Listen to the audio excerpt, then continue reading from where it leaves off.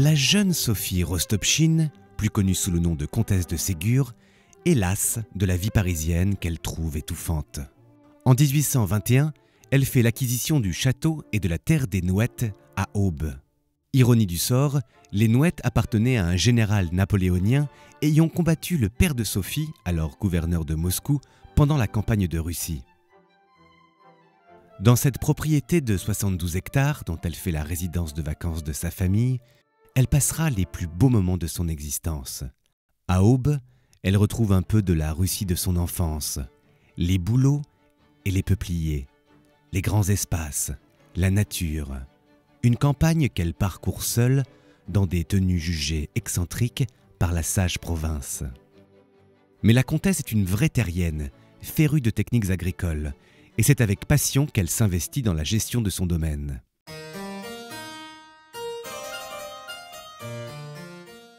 De nombreuses années passent, et durant l'été, les Nouettes résonnent des rires des enfants, puis des petits-enfants de la comtesse. Celle-ci a pris l'habitude de rédiger des histoires sous forme de contes qu'elle leur raconte pour leur plus grand plaisir.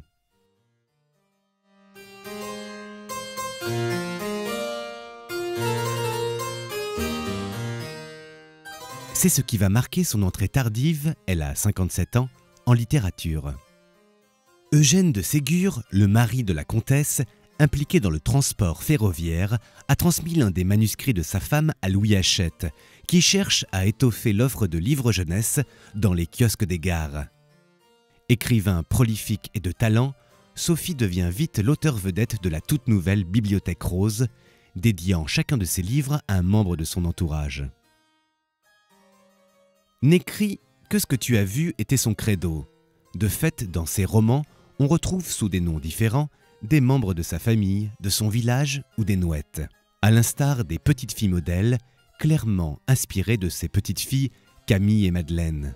L'industriel de la fortune de Gaspard est inspiré quant à lui de l'industriel Mouchel, le propriétaire de la forge d'Aube, située à quelques encablures des Nouettes.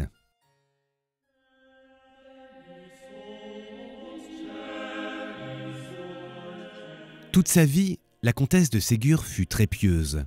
On imagine qu'elle prend plaisir à se rendre dans la petite église d'Aube que l'un de ses fils, devenu évêque, a fait entièrement restaurer. Hélas, pour son plus grand malheur, Sophie ne finira pas sa vie aux Nouettes, car le domaine fut vendu.